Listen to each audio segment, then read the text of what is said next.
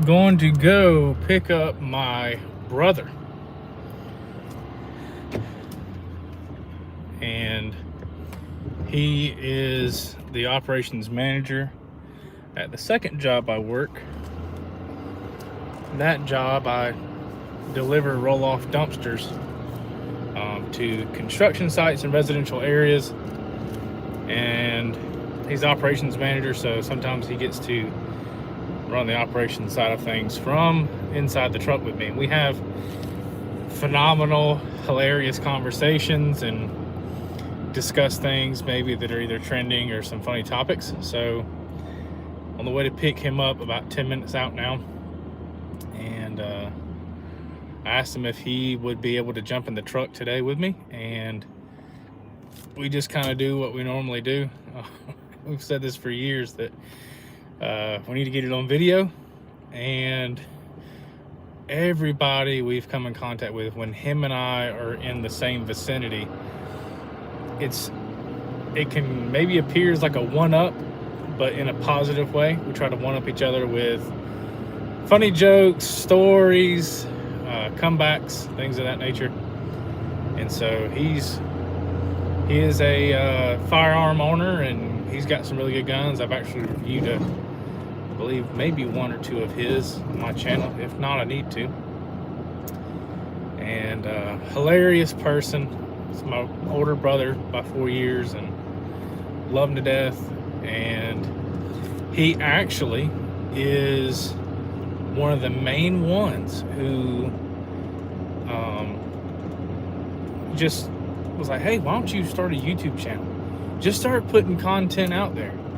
And since the channel has started, he has been one of the ones who was like, maybe not say it that way. Maybe put this, well, you should do this with your thumbnails and things. It sounds very critical, like it sounds hypercritical. However, some of these changes I've definitely made, and I've definitely seen improvements. He's got good judgment, smart as a whip. And y'all get to see some of that today. A long sleeve, and you know, he's more hot-natured than I am.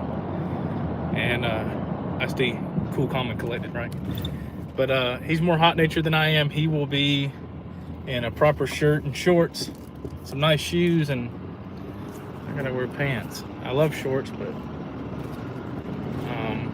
when it's in the 30s and 40s outside, I want pants. So, but we're gonna go pick them up and see what we got to talk about today. So, a lot's gone on since the holidays. We are expecting major snow for the southeast Tennessee region. And when I say major for us, over the period of like 24 hours, it's going to end up being about 20 inches, 19 and a half, 20 inches. And I guess there's no sneak peek, but just to kind of let you guys know, that Saturday morning when it starts to snow and it's supposed to put down several inches in a few hours, I will be at the range. I'm going to take my AR back, take the Holosun back. I really don't think Holosun maybe gets the credit on their rifle optics. They definitely do, and they have recently for their pistol optics. They've done great. They're recommending it, and they're for sale on a lot of really high up YouTubers accounts and well-known companies. They use Holosuns. They recommend them. Competition shooters, USPSA shooters shoot with Holosun as well, along with aim point and whatnot. But I think as far as optics, everybody has always said it's a cheap Chinese metal, and Holosun's kind of been like the, well, maybe we'll allow it kind of mentality. Hit or miss, good and bad. But my torture test with the Holosun ARO and HM3X, I don't know what else I could have done, to be honest. I mean, we got this cold weather coming up. That'll give me an opportunity to shoot in cold weather. That's training for me. That's training for my rifle. It's training for my sling from Edgar Sherman design. And kind of allow me to see where I'm at with cold weather and where this hollow sun if it'll perform, because we get cold weather in Tennessee, especially in the mountains. You start climbing elevation, and within a few hundred feet, all of a sudden that freezing point has dropped significantly. So outside of that, it's going to get cold. Where I train at the range that I go to is much higher elevation than where I live. And so if you hear me at the range sounding like I'm out of breath, not only is it because I'm out of shape, it's because it's at much, much higher elevation. I mean, you have to climb for a very long time. And it makes it tough. You can just have conversations, all of a sudden you're breathing really hard. But that's okay. I know Joe Rogan had mentioned in a podcast one time about talking about someone training overseas, like really far overseas for MMA, and they were really high above sea level, and the oxygen is much thinner. And so they train in those conditions. Your body gets conditioned for those conditions. And then you end up, when you're back at home, you end up being better off than you were before. So that's kind of my thoughts on it. A little bit. It's not like it's a crazy amount of higher elevation. Maybe next time I go this Saturday, then I will get maybe a screen recording of what the elevation actually is at the range. But that range, when I go and it's not perfect weather, there's never anybody there. And especially when it gets cold, we just kind of have to remember that as a firearm owner, you're responsible. You have ownership for that weapon, and it will not always be sunny and 75 when you go places. It's going to be 90 something degrees, and you're going to be wanting to put on a pair of gym shorts and a t-shirt, which is fine, but you've got to maybe have the holster system, for that climate, that environment. Same goes for cold weather. You're going to layer up, and you need to draw from the holster and dry fire and practice that while wearing thick clothes. We've heard in the news recently about people getting their clothes snagged on. Their clothes are snagging on the firearm as they're trying to draw out the holster. You don't want that. So if you got to do it in your backyard or privacy, you don't want to be out in your front yard looking like Ninja Judy Chop. But if you put on some layers and just train that way. I will run. When I worked at the local sheriff's office and I was their sergeant of the jail, I had my,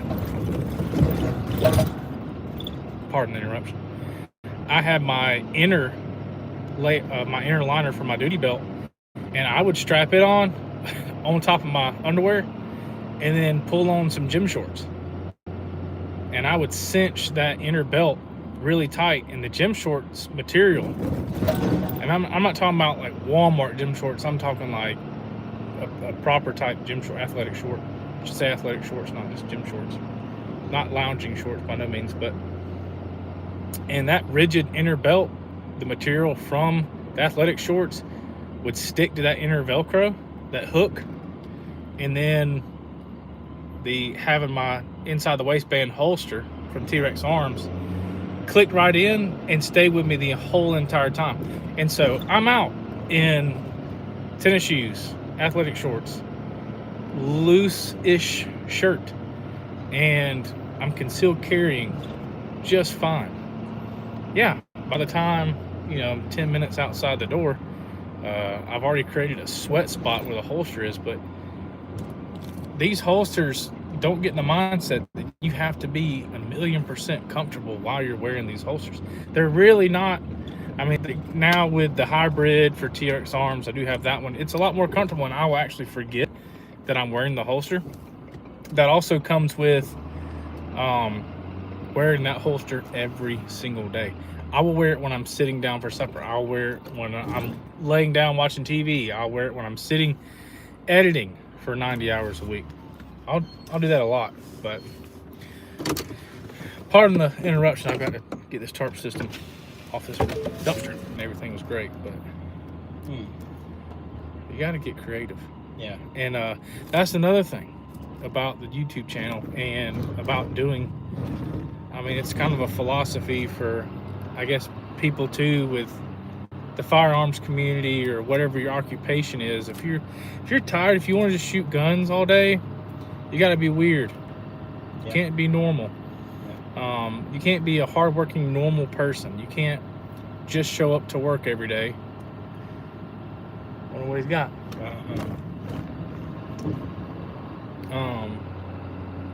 You just can't be normal. And you know, there's that motivational video I just recently posted about, you know, average people get average results. You think just because you put in a little bit of hard work, you're going to be spectacular. No, there's a lot of people who work hard.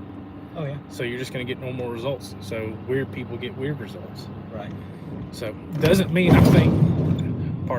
doesn't mean that I think you should sell your soul on YouTube and start running around your underwear shooting guns. By no means, don't get that weird. But well, I mean, just be different than other people. I mean, like the Yee Life guy, I can never remember his name, but anyways, he does stupid stuff. He jokes and makes stupid comments about stuff. Yeah. And that's where I struggle the most. Like he talks about shooting a bear in the lab. He was logging up there. He ain't never logged in his life. That's fun. But he says it every single video. Okay. And so it's just one of them things where people expect it now. And I mean, yeah, it's stupid, but people like it. I don't have a catchphrase like Batman yet. Yeah. It's gonna have to take doing something enough. But he's himself, and he's funny.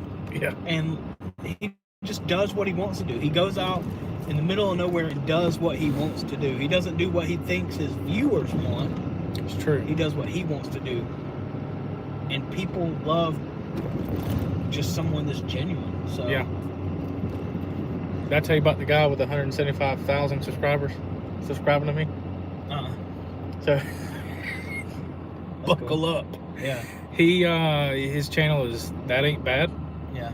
And he does some really cool, unique stuff. He does like some trick shots and some accuracy things. And one of the first videos I saw him do was he took a golf ball. And I had literally just finished editing a video doing a bill drill on a gun review. I personally like a bill drill. You should be able to draw from your holster really fast and put 6 shots on target within a reasonable amount of distance. I mean, you're more likely, if you have a altercation with a firearm, to have that happen than have to be at a golf course and shoot somebody's golf ball in midair. But the challenge is really good. I did not throw it up in the air. I would just waste ammo and send a bullet flying to the next postcode. But he had it hanging by a string and shot it. And I think that was the first video I saw him do. Yeah. I was like, good gracious, that looks tough. Like, but I like the enthusiasm of it. And he made it look easy. And when somebody makes it look easy, you're like, oh yeah, I'll just go join the Olympics. I can do that. Everybody on YouTube is, oh, I can do that. Well, do it. Right. Where's your channel? But he did that. So I obviously accepted the challenge. Challenged everybody, you know. Yeah. And I put up some golf balls, and no kidding, the M&P Shield 2.0 380 EZ, first shot. No kidding, first shot. It's all recorded and everything. You can't make it up. First shot. Hit it, and it hit the berm, and I couldn't believe it. But when you dry fire and when you train, when you go to the range, you actually focus on your technique of it, it makes it easy. Like it's easy to say aim small, miss small, but this was actually a little bit easier than I thought. And then the second one, as soon as I grabbed that one and went back, the second one, I missed the first shot and I saw it go like a little bit left. And so I just put it where I needed to go and then pulled off that second shot, and the second shot hit it. The next golf ball at about 20-ish yards. I couldn't believe that either. It was a ton of fun, and you know, I've told people before, you should always, you know, each day find something that's challenging, find something you haven't done before, to continually train and push yourself. And this guy from That Ain't Bad is just pushing what seems like pushing the envelope 24/7. Yeah. But he's also really cool. He's down to earth, and he interacts with people during, like, he'll read the comments. He'll read the comments out from some of the top videos and stuff like that. It's hilarious. He's creating new segments. He's not scared to do something new. But he commented on one of my videos, and I think it was the torture test for the Hollow Sun site. And he was like, "You're a real one." And he's like, "You earned my sub." Nice. And I saw it. I'm like, there's no. I mean, I did tag him in the video, so he got it. He had to get a notification, but at 170,000+ subscribers, who looks at that? Yeah. He does. He engages with the community, even when he's made it that big. Yeah. So hyper inspirational. Yeah. And again, shout out to him. And he watched other videos, liked other videos, commented on other videos, extremely supportive. So I'm like, can you tell your friends? Yeah. Right. But you just gotta get weird with it. I try to make as many social media. We haven't been on social media in such a long time.